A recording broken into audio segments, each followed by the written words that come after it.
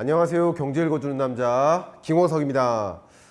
중국 부동산발 금융 불안이 해소되지 않은 채 아직도 진전되고 있습니다. 중국 정부가 매우 적극적인 경기 부양책, 부동산 경기 부양책을 동원하고 있음에도 불구하고 그게 소용없는 느낌이 듭니다. 부동산발 금융 불안이 지속되고 있는 상황이라고 볼 수 있겠습니다.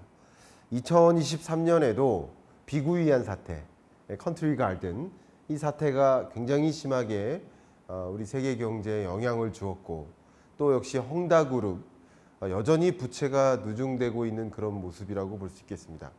S&P 글로벌, 피치, 무디스 3대 국가 신용 등급 평가사가 중국에 대한 향후 전망을 그냥 moderate, 평범하게 보다가 중립적으로 보다가 네거티브, 부정적으로 전환하고 있는 흐름입니다. 정말 중국 경제가 부동산 경기 부양을 중심으로, 건설 산업을 중심으로 중국 경제의 고성장세를 유지해 왔다면 그 고성장세가 흔들흔들하고 있는 거죠. 만약에 중국의 부동산 경기가 꺾이면 금융위기로 전개가 될 텐데 정말 금융위기까지 전개될 것인가, 그런 부분도 한번 진단해 봐야 되지 않을까 생각합니다. 제가 24년 경제전망서에서도 24년 경제, 중국은 뭐 고성장을 가져가기가 어렵고 좀 꼬꾸라진다, 저성장화된다, 그렇게 중국 경제가 흔들리게 된다라고 말씀드렸고, 흔들리는 그 배경에는 바로 중국 부동산이 있고, 그 흔들린 그 중국 부동산의 여파가 24년까지 진전될 것이다 라고 말씀드렸는데, 그런 현상이 현재까지 어떻게 전개되고 앞으로는 어떤 영향을 미칠 것인지 한번 정리해보는 시간을 가져보도록 하겠습니다. 최근 중국 정부가 굉장히 급한 것 같습니다. 매우 적극적인 부동산 시장 부양책을 도입하고 있습니다. 크게 두 가지 그 정책을 소개해드리고 싶은데요. 하나가 개발 업체에 자금을 지원하는 겁니다. 화이트리스트라고 하거든요. 화이트리스트의 개념이 뭐냐면 주택개발 프로젝트가 있고 그 프로젝트에 자금을 추가적으로 공급해주는 그런 제도입니다. 화이트리스트를 시행했고 개발업체에 대해서 대출 조건도 완화해주고 유동성 공급을 더 확대합니다. 그래서 시중은행들은 중국 금융당국의 화이트리스트 지정에 따라서 이미 1, 2월 동안 약 6천여 개의 그런 부동산 개발 프로젝트에 2천억 위안에 달하는, 한국 돈 약 37조 원에 달하는 그런 자금을 지원해 줬습니다. 그리고 산둥성, 광저우시 등 주요 지방정부들이 2차, 3차 화이트리스트들을 계속 마련하고 있고요. 그런 화이트리스트에 들어가는 프로젝트에 더 많은 자금 지원을 늘려나갈 계획을 발표하고 있습니다. 중국 정부가 매우 급하게 부동산 시장 부양책을 적극적으로 강화하고 있습니다. 그 개발업체의 자금 지원이 개발업체 대출 규모를 보신다면 유독 줄어들고 있다가 24년 1, 2월 달 들어 반등하는 모습을 확인할 수 있죠. 그렇게 부동산 부양책을 시행하고 있다. 두 번째, 중국 정부의 부동산 시장 부양책은 바로 규제 완화입니다. 일단 중국 주택 규제 완화의 대표적인 내용은 뭐냐면 주로 대도시를 중심으로 하는데요. 주택 구매 제한을 완화하는 겁니다. 예를 들면 주택 구매 시 계약금의 비율이 있는데 무주택자가 기존에는 20-30% 정도의 계약금을 지불해야 됐었어요. 근데 20-30%에서 15%로 낮춰줍니다. 계약금 얼마 안 돼도 주택 구매할 수 있다라는 거죠. 주택 보유자도 기존에는 30에서 50%였는데 25%로 낮춰줍니다. 이게 역대 최저 수준이거든요. 굉장히 적극적으로 많은 소위 인민이라고 표현할게요. 인민공화국, 인민을 대상으로 주택 구매를 열어놓는 움직임이고요.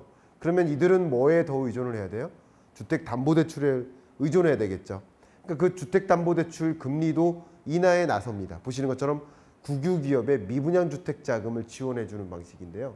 예를 들면 2월에는 5년물 대출 우대 금리를 0.25%포인트 인하해줬고요. 5월에는 주택담보대출 금리의 하한선을 아예 폐지했습니다. 이렇게 금리를 인하하고 계약금 비율을 조정해 가면서까지 조금 위험을 감내해 가면서까지 매우 적극적으로 부동산 시장을 부양시키기 위해 움직이고 있습니다. 실제 보시는 것처럼 최근 주택담보대출 평균 금리가 4% 언더로까지 떨어진 모습을 보면 매우 적극적으로 중국 정부가 부동산 경기를 부양시키기 위해 움직이고 있구나라는 것을 확인하실 수 있습니다. 작년 8월에 주택담보대출 금리 이 가산금리가 20에서 60bp 인하된 뒤에 6개월 만에 또 추가 인하를 한 거거든요.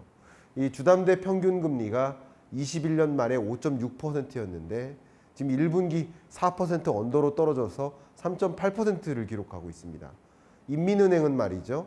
국유기업에 임대주택 매입자금 3천억 위안을 대출하겠다고 또 발표했고요.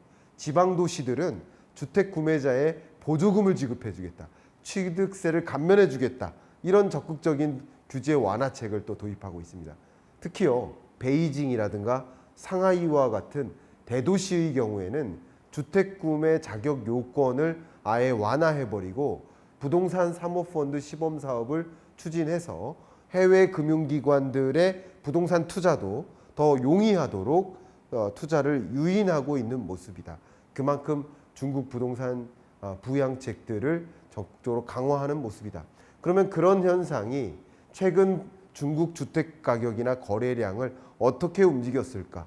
보시는 것처럼 그런 적극적인 부양책을 써도 아직까지 말을 듣지 않습니다. 주택 거래량이 계속 마이너스고요. 전년 대비 계속 줄고 있습니다. 21년에도 줄었고 22년에도 줄었고 23년에도 줄었는데 24년에는 그거보다 더 줄고 있습니다. 계속 마이너스 증가율이에요. 거래량뿐만 아니라 가격 상승률도 계속 마이너스 상승률입니다. 23년에 바닥까지 떨어졌는데 그거보다 더 떨어진 거죠. 그러니까 중국 주택 가격의 부진, 부동산 시장의 부진이 계속 지속되고 있다. 중국의 경기 부양책도 소용없는 상황이다. 이렇게 말씀을 드릴게요. 이 부동산 시장의 부진이 2년 이상 지속되고 있죠. 최근 들어서 일부 개발업체들이 디폴트 상황에 놓이고 홍콩 법원의 청산 심리 등으로 이 건전성에 대한 우려가 굉장히 심각하게 고조되고 있는 상황이죠. 이렇게 부동산 시장 부진이 장기화되고 있는데 중국의 주택 가격과 거래량이 21년 하반기부터 장기간 위축되고 있고요. 경제 심리도 매우 부진해질 수밖에 없겠죠. 특히 말이죠. 24년 4월 기준으로 최근이죠. 중국의 기존 주택 가격 상승률이 0.94% 마이너스죠. 마이너스 거의 1%에 가깝죠. 33개월 연속 마이너스입니다. 거래량도 마이너스 17%입니다. 34개월 연속 마이너스입니다. 물론 23년 1, 2, 3월 이 3개월은 좀 제외하고 말씀드리는 거죠. 그러니까 대부분 마이너스예요. 그리고 24년 4월 주택 가격이 21년 7월이 고점이었을 거 아니에요. 그거보다 11.3%나 빠졌습니다. 그만큼 중국의 부동산 시장의 부진이 장기화되고 있는 상황이다. 그 중국의 부동산 시장을 여실히 보여줄 지표가 있는데 부동산 경기 지수입니다. 100을 기점으로 언더에 있으면 안 좋은 것인데 21년 이래로 100 언더로 떨어지더니 계속 떨어지고 24년 들어서도 막대한 경기 부양책을 가동했음에도 불구하고 92까지 떨어지면서 역대 최저점으로 떨어지고 있습니다. 그러면 이런 중국의 부동산 시장의 현상을 보면 부동산 개발업체들의 건전성 어떨 것인가? 이들이 또 추가적으로 부실 위험에 놓이게 될 것인가? 굉장히 궁금하거든요. 그런 일들이 있다. 제2의 홍다 사태, 제2의 비구이안 사태가 있게 되면 또 세계적으로 불안감이 고조될 수밖에 없겠거든요.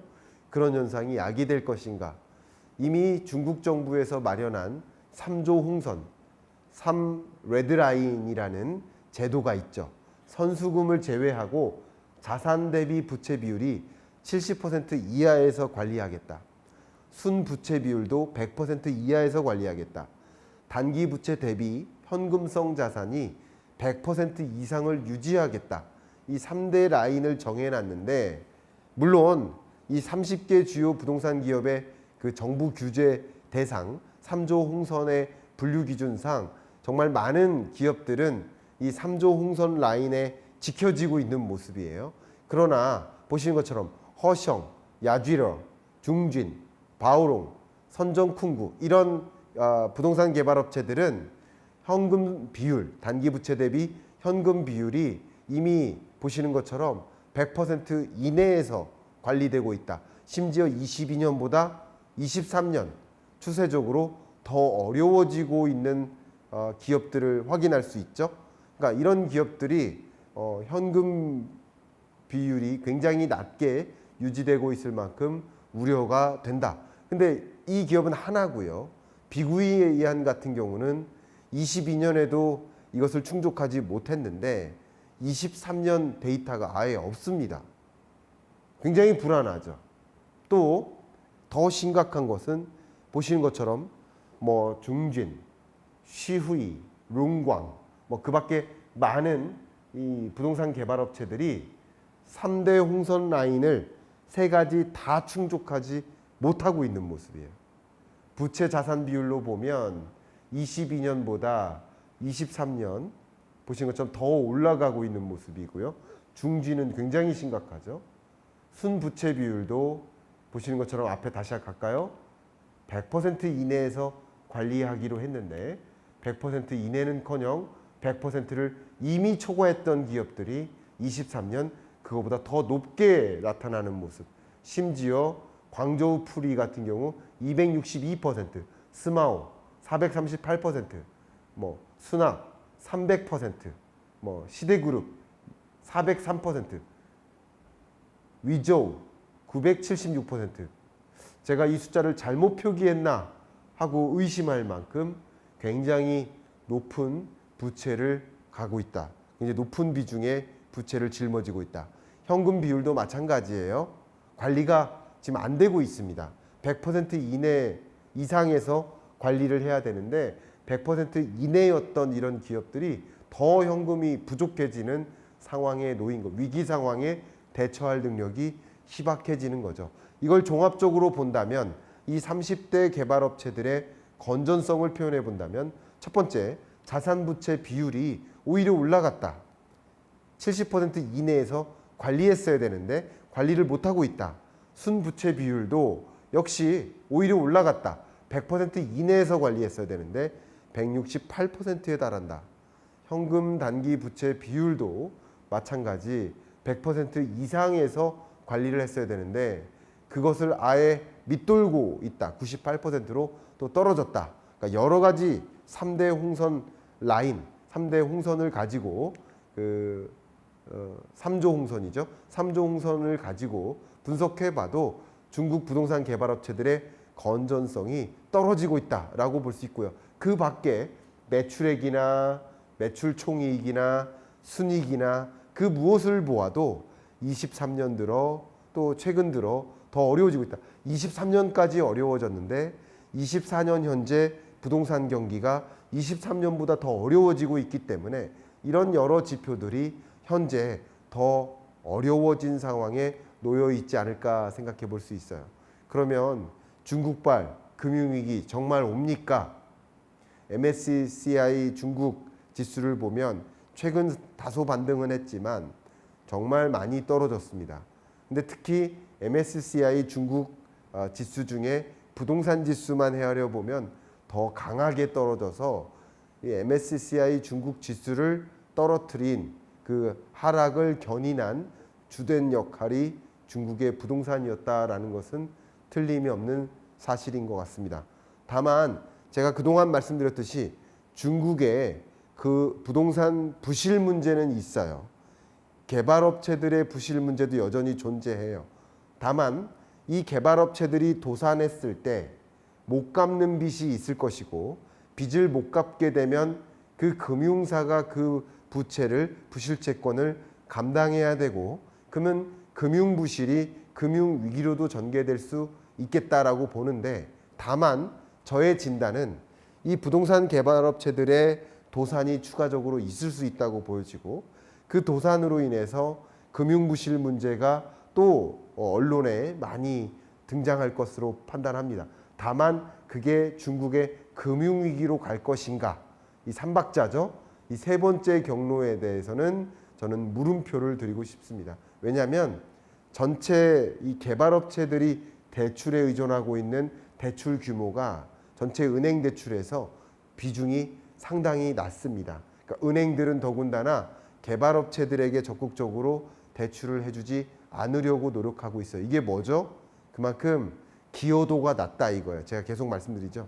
건설사의 부실이 금융부실로 야기되고, 그 금융부실이 정말 금융위기를 초래할까? 이 세 단계를 들여다봤을 때 여기까지는 돼요. 부동산 개발업체에 부실이 있어요. 금융부실이 있어요. 그러나 금융위기로까지 갈 만큼 이 전체의 부실이 전체 거시경제적으로 기여도가 그렇게 높게 차지하지 않기 때문에 그게 금융위기로 갈 가능성은 아직으로선 낮다, 이렇게 설명을 드리겠습니다. 물론 이 금융부실이 또 어찌어찌 해서 도미노 파산이라든가 도미노 금융부실로 이어져서 대대적인 뱅크런으로 이어진다든가 이런 식으로 영향을 미쳐서 금융위기로 갈 수도 있겠지만, 현재로서는 중국 정부도 이 부분을 적극적으로 예의주시하고 금융위기로 가는 상황만큼은 막기 위해 움직이고 있기 때문에 금융위기로 갈 것이다 라고 전제하기보다는 금융부실 상황이 여전히 유지된 채, 해결되지 못한 채 24년 하반기에도 지속되겠구나라고 전제하시는 것이 좋지 않을까 의견을 드립니다. 금융부실은 이 얼음판을 건너고 있는데, 좀 얼음판이 좀 살얼음판처럼 느껴져요. 조금 단단한 얼음이 조금 녹아내렸어요. 근데 그게 만약 살얼음판을 걷다가 살얼음판이 깨지면 그거는 위기가 오는 거죠. 굳이 말씀드린다면 깨질 만큼의 얼음판은 아니다. 얼음판이 조금 많이 녹아서 부실해진 건 사실이지만 깨져서 사람이 얼음 밑으로 떨어질 만큼은 아니다. 이 정도로 중국의 부동산 경기 혹은 개발업체들의 부실 문제, 금융위기 올 것인가에 대한 여러분들의 많은 질문에 대해서 답변 드리는 방식으로 이번 주 경제 읽어주는 남자 마무리하도록 하겠습니다. 감사합니다.